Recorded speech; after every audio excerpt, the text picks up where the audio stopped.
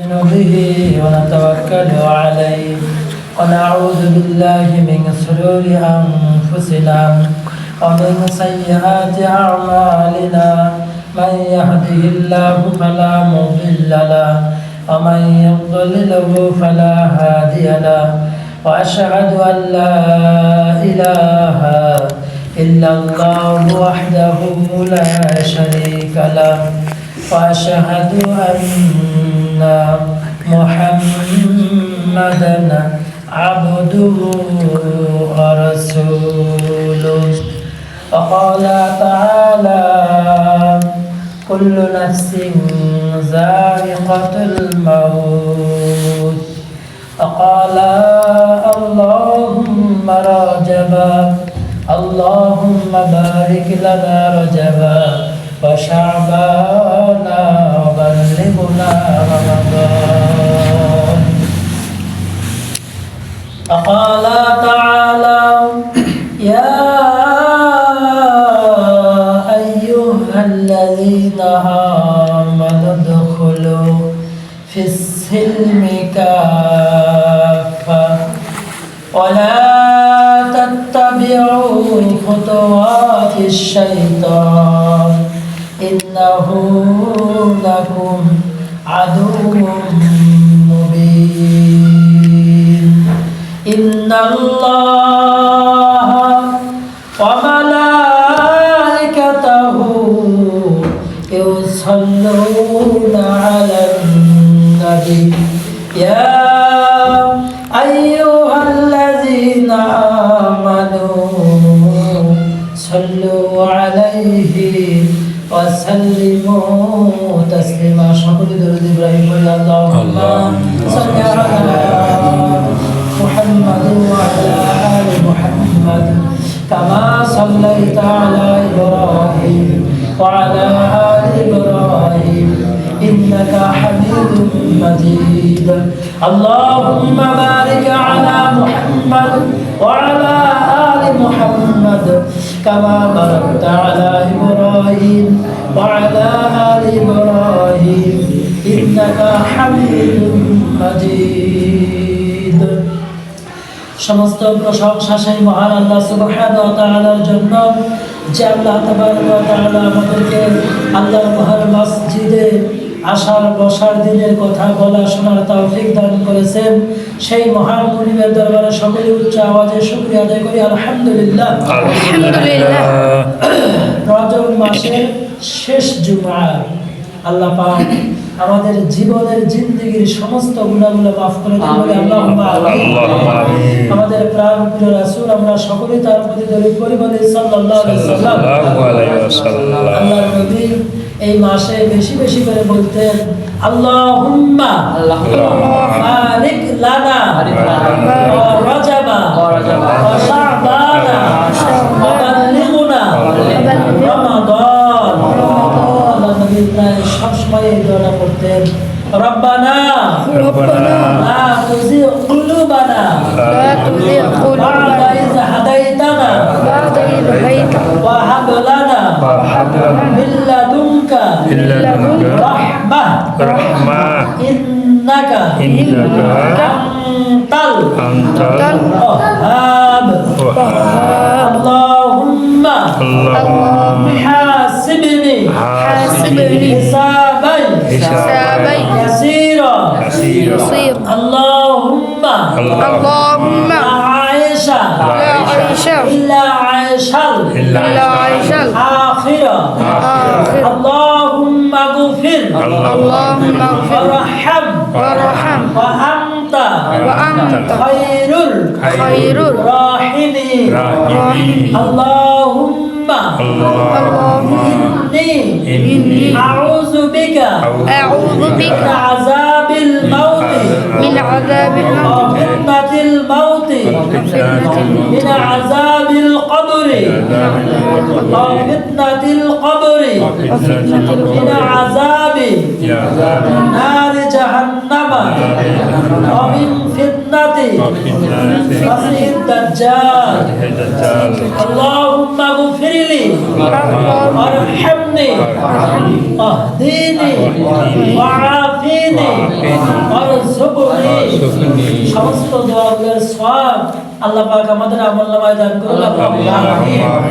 আল্লাহ সুবহানাহু ওয়া তাআলা আমাদেরকে সামনে একটা পবিত্র মাহে রমজান মাস আর মাত্র 32 দিন আছে। আল্লাহ পাক আমাদেরকে সুস্থ রাখুন, ইমানের সাথে রাখুন এবং রমজানের পরিপূর্ণ জাযা খায়ের আমাদের আমলনামায় দান করুন আল্লাহুম্মা আমিন। যদি হায়াত আমাদের শেষ হয়ে যায় আল্লাহ পাক যেন রমজানের পরিপূর্ণ নেকি আমাদের আমলনামায় দান করে বলেন আল্লাহুম্মা আমিন। আর যদি হায়াত থাকে প্রতিটা রোজা যেন আল্লাহ পাক কবুলিয়তের সাথে আমল করার তৌফিক দান করে বলেন আল্লাহুম্মা আমিন। পাঁচ ওয়াক্ত নামাজ যেন তাকবীরে উলের সহিত আদায় করার আল্লাহ পাক তৌফিক দান করে আল্লাহুম্মা আমিন। এখন থেকেই রমজানের প্রস্তুতি আমাদেরকে নিতে হবে। আল্লাহর নবী মুহাম্মদুর রাসূলুল্লাহ সাল্লাল্লাহু আলাইহি সাল্লাম রমজান আসার পূর্বে থেকেই সাহাবাদেরকে রমজানের মাত্রা বলতেন, রমজানের কদর করতে হবে, রমজানের ইবাদত করতে হবে, সেগুলো সাহাবায়ে কেরামকে বলতেন। মৃত্যু যখন নিকটে চলে আসবে তখন হয়তোবা আমাদের হুঁশ থাকতেও পারে, নাও থাকতে পারে। এই পৃথিবীর সবচাইতে বড় রাজা যিনি ছিল এবং নবীও ছিল হযরত দাউদ আলাইহিস সালাম। এক তো নবী ছিল, দুই আবার বাদশা ছিল। উনি যখন দুনিয়া থেকে বিদায় নেবে ওনার সন্তান ছিল 19 জন। কয়জন? 19 জন সন্তানই বলতেছে, বাবা নবুয়তি আপনি যাকে ইচ্ছা তাকে দিতে পারেন, কিন্তু নবুয়তি তো আল্লাহর পক্ষ থেকে আসে, কিন্তু আমরা রাজ্যত্বটা চাই। আল্লাহ পাক পয়গম্বরকে বলে দিলেন, আপনার 19 জন সন্তানকে 3টা প্রশ্ন করবেন, 3টা প্রশ্নের যে উত্তর সঠিক দিতে পারবে তাকে রাজ্যত্বটা ছেড়ে দেবেন। দাউদ আলাইহিস সালাম সকলকে ডাক দিয়ে বললেন, বাবা বলো তো সবচাইতে কাছে কোন জিনিসটা, আর সবচাইতে দূরে আছে কোন জিনিসটা, আর সবচাইতে অবহেলার পাত্রটা কোনটা?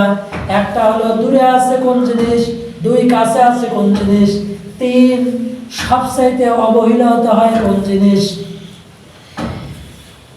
যারা দিনদার নয়, পরহেজগার নয়, ওই রকম একটা ছেলে এসে বলল, বাবা আপনি কেন বোঝেন না, আসমানটাই তো হচ্ছে অনেক দূরে আছে আর আমরাই তো আপনার নিকটে আছি, আর যাকে আপনি আপনার এই রাজ্যত্ব থেকে বঞ্চিত করবেন সে তো সবচাইতে অবহেলিত হবে।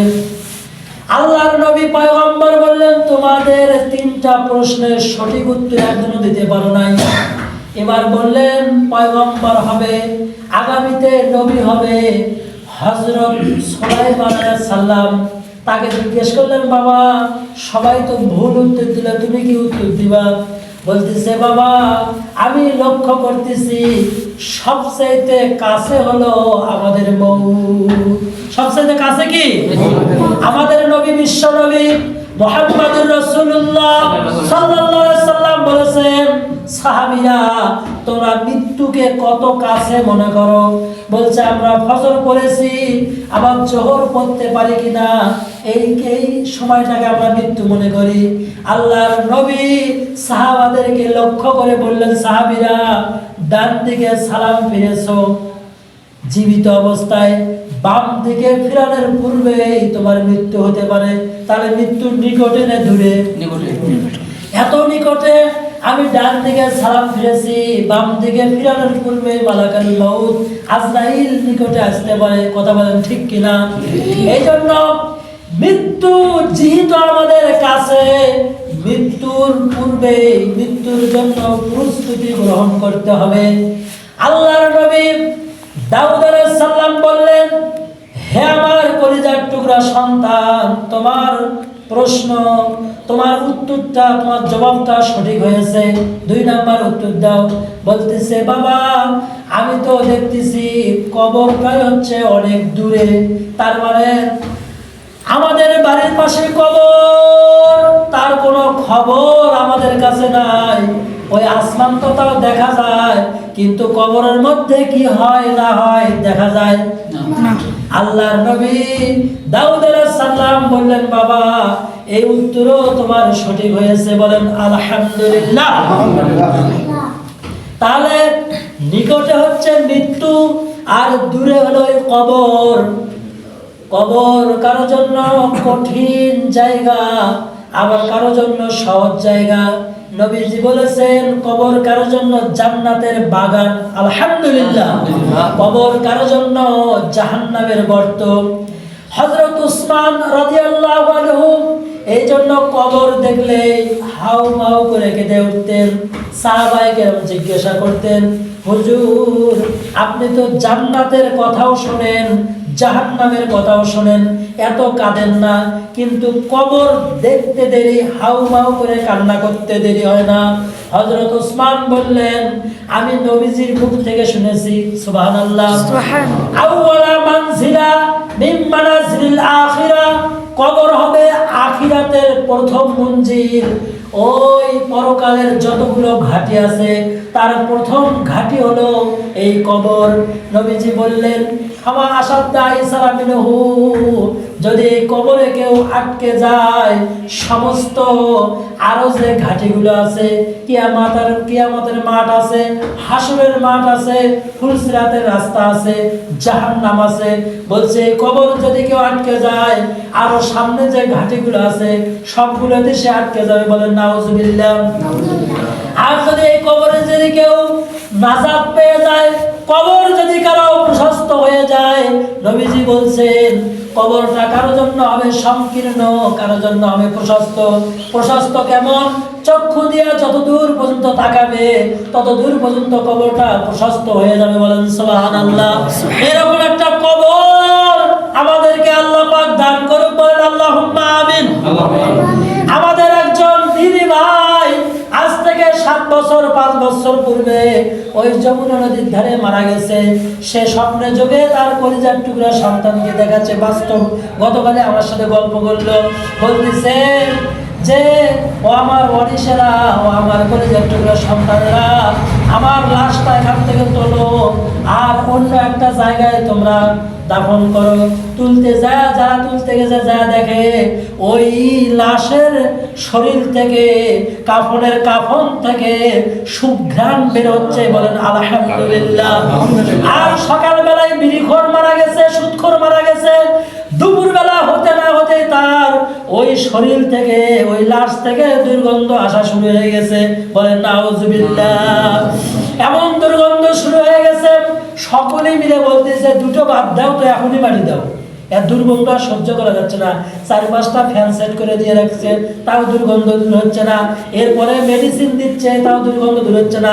আতপ দিচ্ছে, সেন্ট দিচ্ছে, তাও দুর্গন্ধ দূর হচ্ছে না। কারণ গন্ধ দেওয়ার মালিক কিনা? আল্লাহ। সুঘ্রাণ দেওয়ার মালিক কিনা?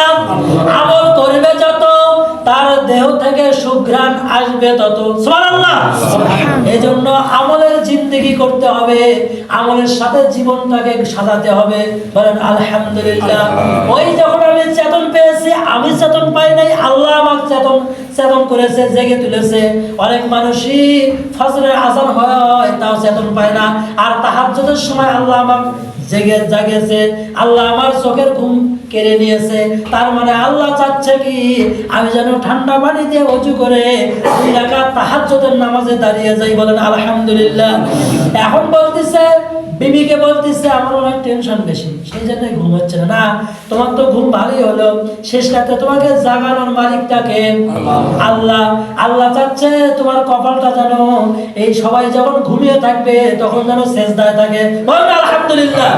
সবাই যখন ল্যাপের মধ্যে থাকবে তখন তোমার জবানটা যেন কোরআন তেলাওয়াতে থাকে, বলেন আলহামদুলিল্লাহ। সেই জন্য ফজরের আগে যখন জাগি আমরা, তখন আর বেহুদার সময় নষ্ট করব না, তখন আবার জোর করে ঘুম আসার চেষ্টা করব না, আলহামদুলিল্লাহ। মনে থাকবে? আর ঘুম আসার চেষ্টা করব না। কি করব? আরে ঠান্ডা পানিতে ওযু করে আসে, যায় নামাজ বেশি 2টা রাকাত নামাজ পড়বো। কয় রাকাত? 2। আমি প্রথম রাকাতে কি পড়ব আর দ্বিতীয় রাকাতে কি পড়ব। প্রথম রাকাতে জানা আছে যতগুলো পড়ব ততগুলো, বলেন আলহামদুলিল্লাহ। জানা আছে 10টা সূরা 10টাই আমি পড়ব, বলেন আলহামদুলিল্লাহ। আবার পরের রাকাতে কি পড়ব, বলে পরের রাকাতে আবার এই 10টাই আমি পড়ব, বলেন আলহামদুলিল্লাহ। বলে হুজুর নামাজ হবে, বলেন নামাজ 100% হবে, বলেন আলহামদুলিল্লাহ। কারণ হচ্ছে কিসের জন্য হুজুর পড়তে হবে? আল্লাহর নবী তাহাজ্জুদের নামাজ কতক্ষণ পড়তেন? যতক্ষণ দাঁড়িয়ে থাকতেন, কতক্ষণ দাঁড়িয়ে থাকতেন? শরীরে কুলোয় যতক্ষণ দাঁড়িয়ে থাকতেন ততক্ষণ, বলেন আলহামদুলিল্লাহ। এমন হতো দাঁড়িয়ে থাকতে থাকতে, বুখারী শরীফের হাদিস, তারা পা মুবারক ফুলিয়ে যেত, বলেন আলহামদুলিল্লাহ। আমরা ঘুম পাড়ে সব ফুলে তুলি, কিন্তু নামাজ পড়ে বলে পা ফুলে তুলি না, কথা বলেন ঠিক কিনা? হযরতে মা আয়েশা সিদ্দিকা রাদিয়াল্লাহু আনহা দেখেন নবীজি দাঁড়ায় ছিল যতক্ষণ, আবার রুকুতে ছিল ততক্ষণ, দাঁড়িয়ে ছিল ততক্ষণ, সিজদায় যায় ততক্ষণ, বলেন আলহামদুলিল্লাহ। মা আয়েশা ভাবছেন নবীজি মনে হয় দুনিয়া থেকে বিদায় হয়ে গেছে, কারণ দাঁড়িয়ে থাকা অবস্থায় কোনো নড়াচড়া হয় নাই। আমরাও নামাজ পড়বো, কোনো নড়াচড়া করব না। আমরাও রুকুতে যাবো, নড়াচড়া করবো না, সিজদায় যাবো, নড়াচড়া করবো না, এক ধ্যান এক খেয়ালে আমরা নামাজ পড়বো, বলেন আলহামদুলিল্লাহ। মা আয়েশা ভাবছে নবীজি মনে হয় দুনিয়া থেকে চলে গেছে, এই জন্য পায়ে একটু সিমটি দিছে, পা একটু নড়ে উঠছে। তখন মা আয়েশা ভাবছে নবীজি এখনো বেঁচে আছে। নামাজের পরে জিজ্ঞাসা করছে, ইয়া রাসূলুল্লাহ, আপনার তো কোনো পাপ নাই, এরপরও আল্লাহ আপনাকে মাফ করে দিয়েছে, আলহামদুলিল্লাহ। আপনি তারপরে এত লম্বা লম্বা সিজদা করেন কেন, লম্বা লম্বা রুকু করেন কেন, আবার সারা রাত দাঁড়িয়ে থাকেন কেন? নবীজি বললেন আয়েশা, তুমি কি চাও না আমি শুকরগুজারি বান্দাদের অন্তর্ভুক্ত হয়ে যাই? বলেন আলহামদুলিল্লাহ। তার মানে সিজদা করে যারা শুকরগুজারি বান্দা হলো তারা, আলহামদুলিল্লাহ। রুকু করে যারা শুকরগুজারি বান্দা হলো তারা, সিজদা করে যারা শুকরগুজারি বান্দা হলো তারা। দেখবেন এক ভাত খাইলে পেট ভরে, যদি আমি 1 কোটি বার বলি ভাত ভাত ভাত ভাত, পেট ভরবে? ওটা হলো ভাত নয়, ভাতের শব্দ, কথা বলেন ঠিক কিনা? যারা ফজরের নামাজ পড়েছে তারা হলো মানুষ, আর যারা ফজর পড়ে নাই ওরা হলো মানুষের নকল একটা শব্দ, কথা বলেন ঠিক কিনা? একটা ফুল এখন হচ্ছে প্লাস্টিক দিয়ে সুন্দর করে বানিয়ে এরকম মানুষ দোকানে রাখে শো হিসেবে, বাড়িতে শোকেজের উপরে রাখে শো হিসেবে। একদিনও আমি দেখিনি ওই ফুলেতে মৌমাছি বসে, দেখছেন কেউ? কারণ ওটা ফুল নয়, ওটা ফুলের একটা হচ্ছে মনে করেন একটা ওই রকম একটা অভিনয় করে একটা রাখছে, যার মধ্যে কোনোদিন কোনো ঘ্রাণ নাই, এই জন্য মৌমাছিও নাই। যেটা নামাজ পড়ে সেটা হলো মানুষ, আর যেটা নামাজ পড়ে না সেটা হলো মানুষ নয়। কে বলেছে? আল্লাহ বলেছে। কে বলেছে? কোথায় আছে? উলাইকা কাল আনআমি বাল হুম আদল। যারা আমি আল্লাহর হুকুম মানে না, চোখ থাকতেও দেখে না, কান থাকতেও শোনে না, অন্তর থাকতেও ভাবে না, আল্লাহ বলতেছে এরা মানুষ নয়, এরা কুকুর শ্রীগালের চাইতেও খারাপ, বলেন না নাউজুবিল্লাহ। এই জন্য মানুষ হলো তারা আল্লাহ স্মরণ করে যারা, বলেন না সুবহানাল্লাহ সুবহানাল্লাহ। আল্লাহ পাক আমাদের সবাইকে আমল করার তৌফিক দান করুক, আল্লাহুম্মা আমিন। আমরা সবাই চেষ্টা করব 12টা বাজার সাথে সাথেই মসজিদমুখী হওয়ার জন্য। মসজিদমুখী হব যত, উট কুরবানির সওয়াব পাবো তত, বলেন না সুবহানাল্লাহ। কারণ আমরা কিছু কথা বলার জন্য, দিনের কিছু কথা শোনার জন্য আমরা মসজিদে আসি, বসি, এক একটা কথার বিনিময় 1 বছর নফল ইবাদত করার সব আল্লাহ পাক দান করেন। এই জন্য আগে আগে আসার জন্য চেষ্টা করব। আবার হচ্ছে আমরা সামনে পবিত্র মাহে রমজান মাস, যখনই আমরা শুক্রবারের দিনই কথা বলা হয়, শোনা হয়, তখন কিছু মাসলা মাসাইল, কিছু দিনই কথা, হয়তোবা কোনো একটা কথা আমাদের মধ্যে যদি আল্লাহ পাক গাঁথিয়ে দেয়, আমাদের কাজ হলো বান্দার কান পর্যন্ত পৌঁছে দেওয়া। আল্লাহর কাজ হলো এগুলো কথার আল্লাহ পাক বুঝ অন্তরের মধ্যে দান করা, বলেন আল্লাহুম্মা আমিন। ওই যে দাউদ আলাইহিস সালামের কথা বলছিলাম, 3 নাম্বার প্রশ্ন হযরত সুলাইমান আলাইহিস সালাম বলতেছে, বাবা 3 নাম্বার সেটা হচ্ছে মানুষের শরীর, ওই যে চর, নদী শুকে গেলে হয় চর, আর মানুষটা বিছানাত পড়ে গেলে হয় পর, মানুষটা বিছানাত পড়ে গেলে হয় পর। এই জন্য বন্ধুগণ সুস্থ শরীরে আল্লাহ বেশি করে ইবাদত করব, বলেন আল্লাহুম্মা আমিন। আজকের প্রতিটা কথা আমাদেরকে আল্লাহ পাক আমল করার তৌফিক দান করুন, আল্লাহুম্মা আমিন। আমাদের পূর্বপুরুষ যারা কবরে আছে আল্লাহ পাক মাফ করে দেন, বলে আল্লাহুম্মা আমিন। আমাদের আত্মীয় স্বজন পাড়া প্রতিবেশী যারা বেঁচে আছে সবাইকে আল্লাহ পাক হিদায়াত দান করে, বলে আল্লাহুম্মা আমিন। আমাদের উপর থেকে সমস্ত আসমান জমিনের বালা মুসিবত সব কিছু আল্লাহ পাক মাফ করে দেন, বলে আল্লাহুম্মা আমিন। আমাদের সমস্ত নেক জায়েজ আশাগুলো আল্লাহ পূর্ণ করে দেন, বলে আল্লাহুম্মা আমিন। আসসালামু আলাইকুম ওয়া রাহমাতুল্লাহ।